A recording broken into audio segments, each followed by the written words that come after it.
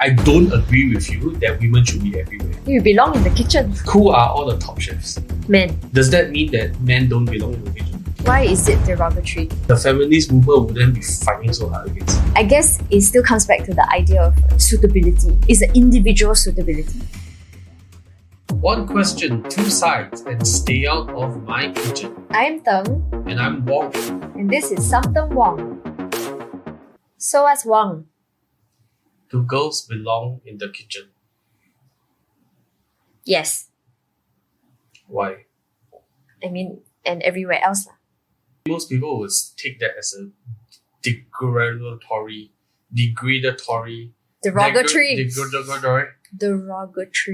term. But actually, why is it derogatory if you think about it? I mean, they view it as like the patriarchy's control over where women should be. But I mean, okay, so I don't agree with you that women should be everywhere. Okay, fair enough. I think there are some places that men do not belong, and there are some places where women do not belong. For example, a women's bathroom or a male's bathroom. Oh, okay, yes, definitely. Yeah, so I wouldn't say, like, I'm guessing that the spirit behind your statement is that, hey, you know, it's equal, women can be anywhere, and yes, sure, right? But realistically speaking, there are still going to be some places where some people just shouldn't belong. I agree that there are limitations, and certain limitations make you more suitable for a particular... I don't think it's even about like suitability. Some places you just shouldn't be. Oh. Yeah, I think there are some places that a woman shouldn't be. Okay, if we think about it in more like skill ability. There are also some places that men shouldn't be. Yes, I agree. Both ways. I don't have the... I'm trying to think of like good examples right now. Okay, I'll give them later. But I'm quite sure that there are some places that, you know, just shouldn't. Yes. Yeah, I think the whole concept that women belong in the kitchen and they shouldn't be, you know, the opposite, the other half of it is that, you know, women shouldn't go, and the derogatory part of it is that they shouldn't vote, they shouldn't, you know, go into jobs that were previously perceived as like mostly should be done by men. But so I think when you're talking about like jobs that should be done mainly by men, that's more like an ability thing, more like a suitability thing lah. Okay. Right? For two reasons. One reason is that there are some jobs that are a lot more dangerous, right? And then men being naturally protective over women. And also physically stronger. And men also being more suitable for that role, right? Then when you cast a dice, organically the chips just fall as, okay, this is a man's job. Yes. Right? Which again, you will be like, I mean, Jordan Peterson will say, oh, bricklaying, infrastructure building, road laying, all those. Yeah, sure. Men's job. Mm. Yeah. And I don't think women necessarily like argue against that lah. Yeah. Because, you know, the jobs that we don't want to do just precisely because it is hard labor. And the thing that needs to be that the second side to the question is really, does that mean that men don't belong in the kitchen? And do men also belong in the kitchen? Yeah. Like if you say women belong in the kitchen, is that also an implied statement that men don't belong there or shouldn't be there? Yeah, that is a very good question. And no, not necessarily. Okay. I think then women don't belong to the kitchen lah. I think if because it's open one, anybody also can go. Yeah. Like, I think then there's no belonging. Yeah. If we bring it back to the original dynamic, which is that the opposite of women being not the opposite. Like when the woman is in the kitchen, she's in charge of the household, she takes care of the kids, she stays back, does the laundry, does the household chores. Whereas the man goes to work and then he earns money lah. He goes to work, he puts the bread on the table. which is supposed to be actually, I feel is supposed to be two sides of the same coin because you are raising the household together. So it just makes sense that someone is at home and she's in charge of the household, and also women generally being naturally more nurturing, they're at home taking care of the kids, taking care of the household, and then to fill up the other side of a complete household, guy goes out, man goes out, husband goes out to buy, to work, to earn money in order to feed the household and to maintain the household. So I think it's a perfect dynamic. And that's why I say, yes, if that dynamic works for you, and it does for a lot of people over the years, then yes, you belong in the house, you belong in the kitchen, and your husband belongs at work. But there are also nowadays the opposite dynamic, when the woman goes to work because she has a higher paying job, and the guy is okay with staying at home, the husband is okay with staying at home, taking care of the household. And then again, it feels that household dynamic. Then yes, also, then that man belongs in the kitchen and the woman belongs at work. So for me, I would say yes, because it depends on what works for the household. And I guess it still comes back to the idea of suitability, but it's an individual suitability. So not like whitewashing over everybody and going like, okay, all women belong in the kitchen and you should stay in the kitchen and you have no say in it, which I think is the part that most people don't agree with. Do women stay, generally speaking, stay in the kitchen or stay in the household because that's the role that has been left untaken care of? Okay, meaning to say, just now you mentioned that a household needs two roles: home affairs and foreign affairs. Right? And traditionally speaking, the men are the one that's taking on the foreign affairs role, right? So is it that, and I think there's a very subtle difference here. Yeah. Women are really, really good at home affairs. Therefore, men are like, okay, if that's the case, you do home and I'll go foreign affairs. Mm-hmm. Or is it that men are really, really good at foreign affairs only, and then women go, okay, fine, I'll take the home affairs then? Or is it that women are good at both, and then they choose home affairs, and then the guy takes up the alternative role? Or is it that men are really good at both, and then they choose foreign affairs, and then the women just pick up the slack? Goodness, I think this thing could be subjective. Like generally speaking. Right. I have no idea. I guess in most cases when this is painted in a more derogatory light, I think it's that, the guy decides that, oh, I want to, in those kind of Chinese dramas that you see on TikTok, is that the guy goes out and then he earns money and then he says like, oh no, women should be at home, you should take care of the kids at home.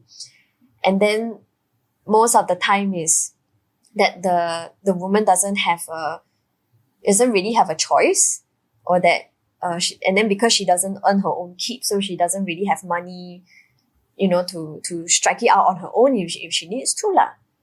But I would say in cases that, like real life cases here in and around my friends and all that, is usually a decision, like a joint decision.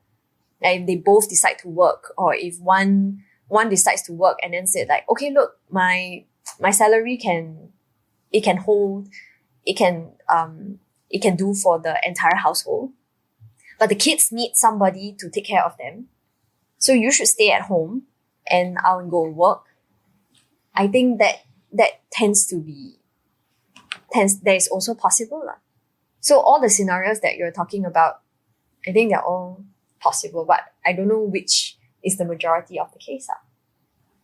Even though in modern times, I feel that most likely the second one is the case, that when people actually discuss what is a suitable environment for the both of them. Whereas in the past, there could have been. But your second option wasn't an option. Yeah, like in my four options, right? It wasn't like a disgusting, right? Okay, so the first two is basically I'm only good at what I do, so I can only do that. Okay, so women are only good at house, or men are only good at work, and therefore then dynamic naturally happens. And I think we both agree that the typical dynamic is men go out and work. Right? So you take it in that context. Right? Or is it the second set where the women are good at both, and the woman say, since I'm good at both, I get to choose. I want to do home. You suck it up and go work. Or is it the men are good at both, and the men decided that, okay, I'm good at both. I'm going to go to work and you going to like do the house. Oh, so or is it I can't do house, so can you do house? Right. So first option is I can't do house, so you do house, okay, can I go and work. Or I can't work, so you go and work, then I do house. Or is I am objectively across the board better than you in all ways, therefore I will decide, and I decide to be in the house, or I decide to go to work. I don't know, what do you think? I'm not sure but the thought process of how I arrived at the question was, because the original question is, do women belong in the kitchen, right? Right, and your other flip side of the coin is basically go to work. So it's between kitchen and work. Of course, organically, I get it. You know, there's feeding there's the in-laws, there's a family, there's a relationship, there's a blah blah blah. But now let's strip everything down to cook or work. Okay. Right, and then you see and this might sound very misogynistic in a certain sense. But you see, okay, where are all the workers working? No, who are all the workers that are working? It's men lah. Yeah. Right? Yeah. And then in the household setting, who are all those people that are cooking? Generally women.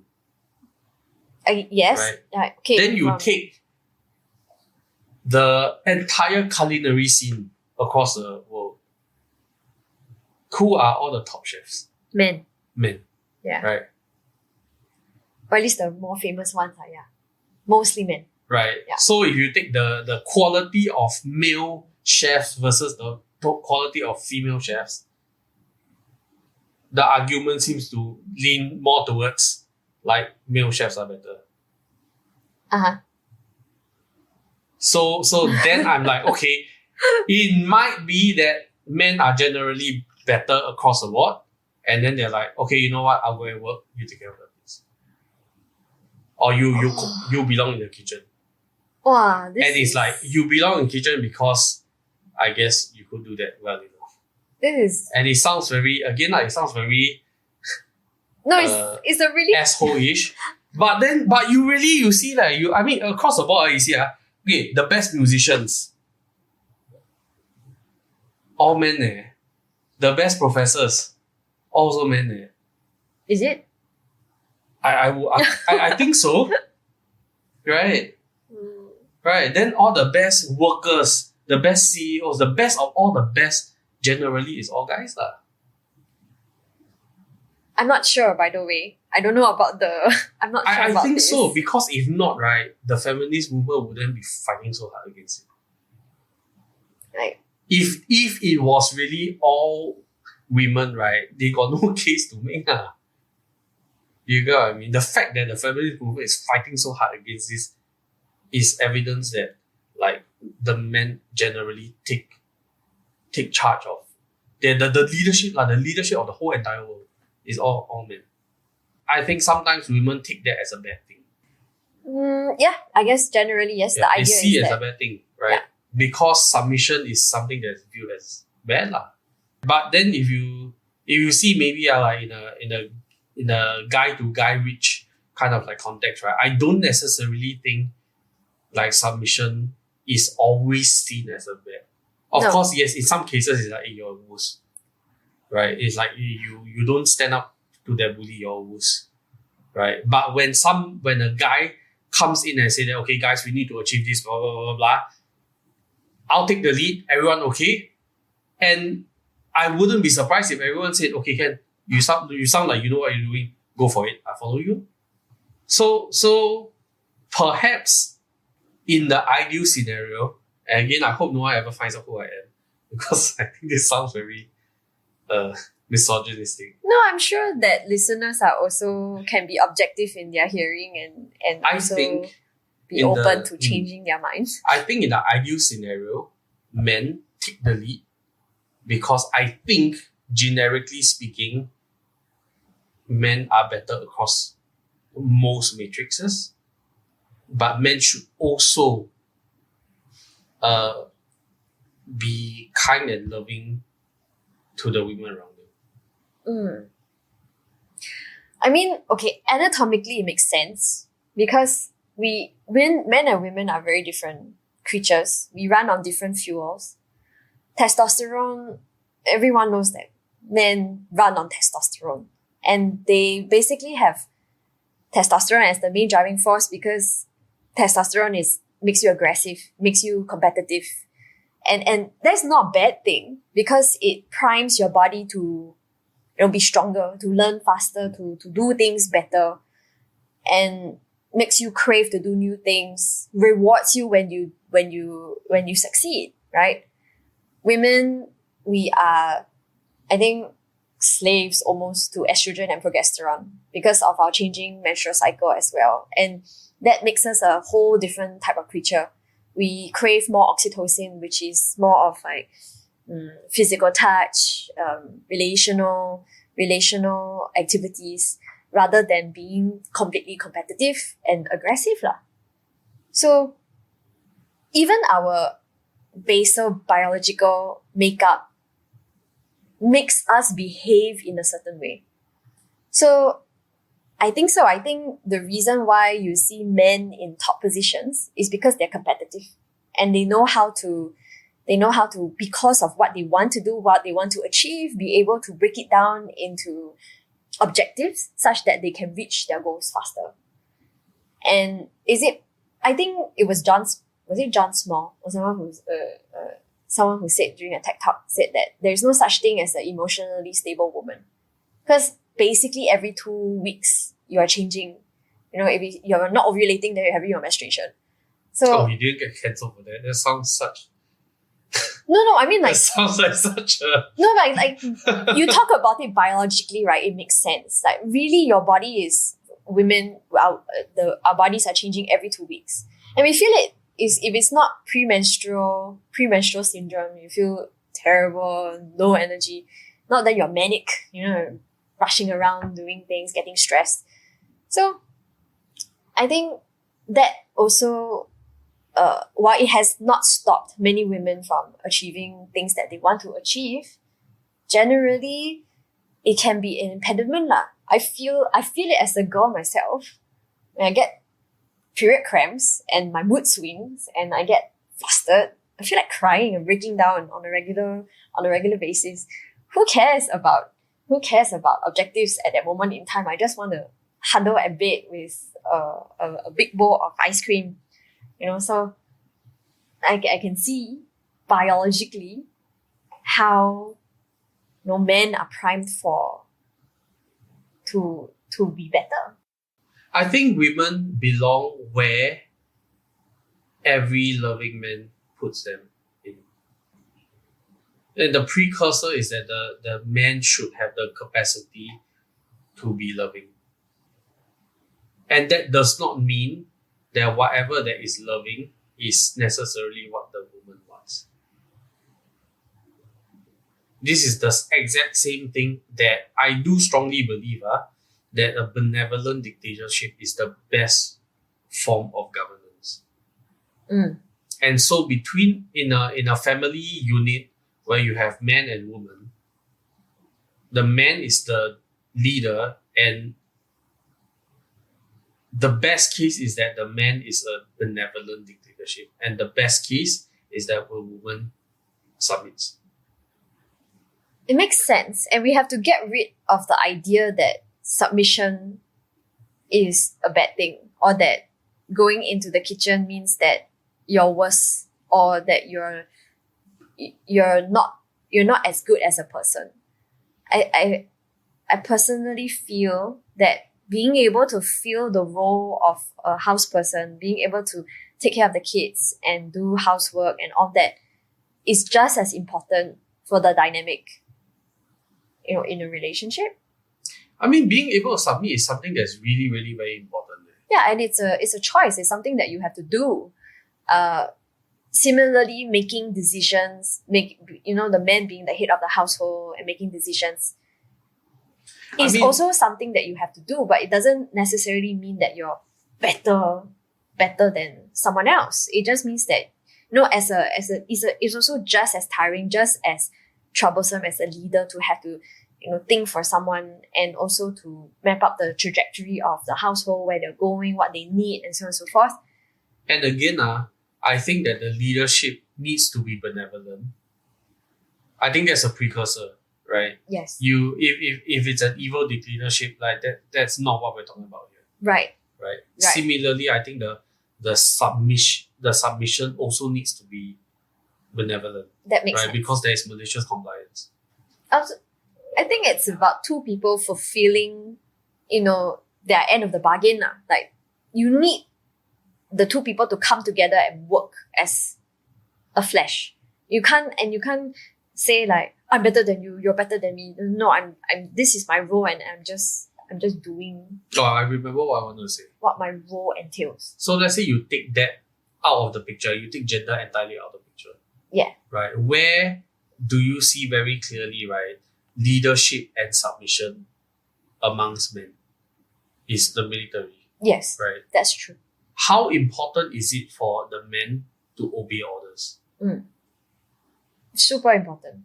Right? Because if not, the entire military just collapses. Yeah. And you don't question what? Right? If officers say go, you go. You say run, how far? Jump, how high?